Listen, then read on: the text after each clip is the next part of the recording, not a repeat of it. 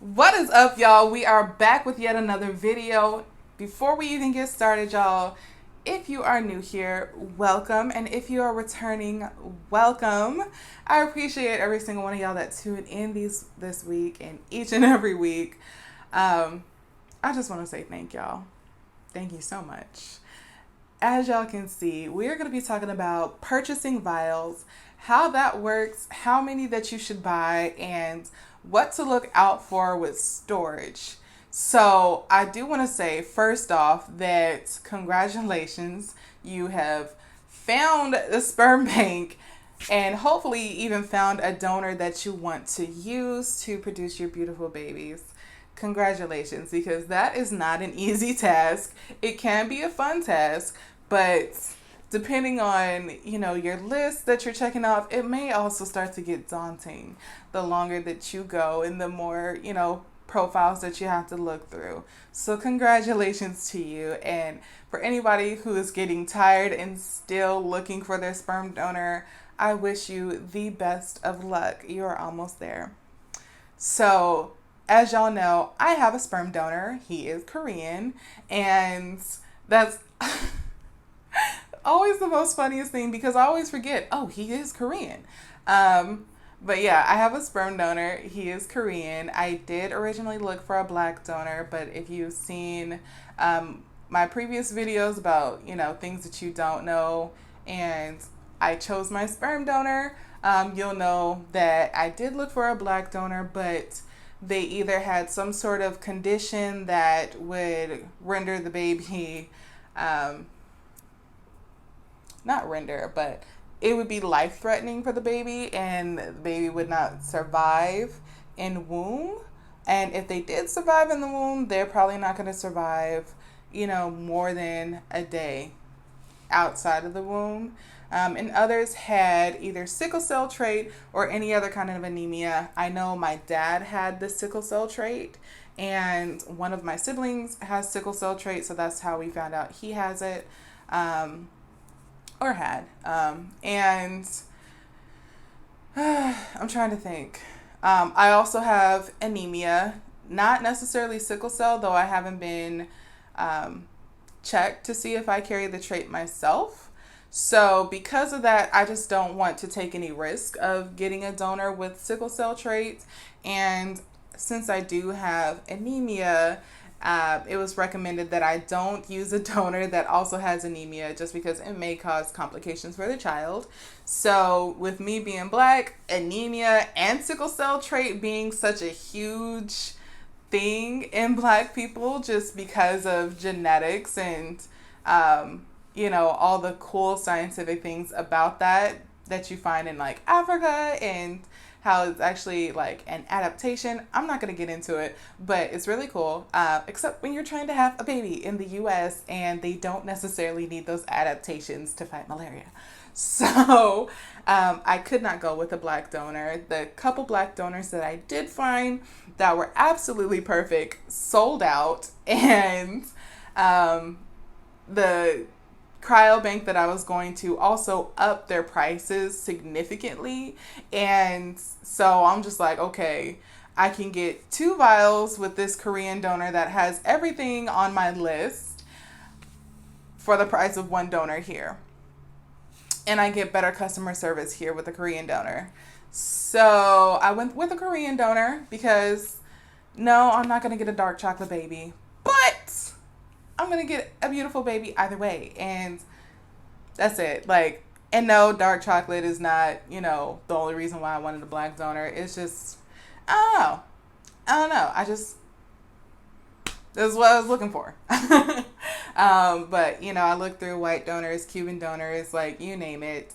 And this one was just perfect. And once you don't have like for me, yes, I wanted a black donor, but it wasn't end all, like, okay, if he's not black, oh no, I don't want him. So just to clarify, because I know people will get a little confused. But yeah, so my donor is Korean, and when I was trying to conceive, when I was trying to do my IUI last year, I ran into an issue with his vials being all sold out. And that was a little daunting because I was just like, dang, I don't want to have to start over, but I'm going to have to. And he was like my fourth donor that I'd chosen, and things had happened. And then I got a call back saying, hey, actually, he donated, and right now, they're in what they call quarantine. So she wasn't sure when those vials would be ready, but she's like, he has more vials. So I was like, okay, cool. I will wait it out and we're good. So I want to say about the end of December-ish, I want to say somewhere around Christmas, I got the call back saying, hey, your donor's vials are ready. They're out of quarantine. You can go ahead and purchase them. So I went on and I was able to purchase my vials. Now, this is where I had to consider, how many vials do I need? Because one, they're not cheap. And two, there's storage fees and all these other things that go into it. So for me, I figured, because of what was recommended to me by my former RE and my midwife, I would just get 3 vials. And so you have the first one that you use for your IUI. You can either use the second one for a second IUI a couple days after your initial. That way, you have higher chances of conceiving. Or you can wait until a next round if you're not pregnant the first time around.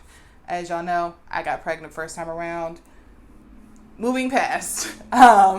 So that's what I recommend. If it's your first time, definitely just buy 3, because statistically speaking, you're going to get pregnant, by that third one.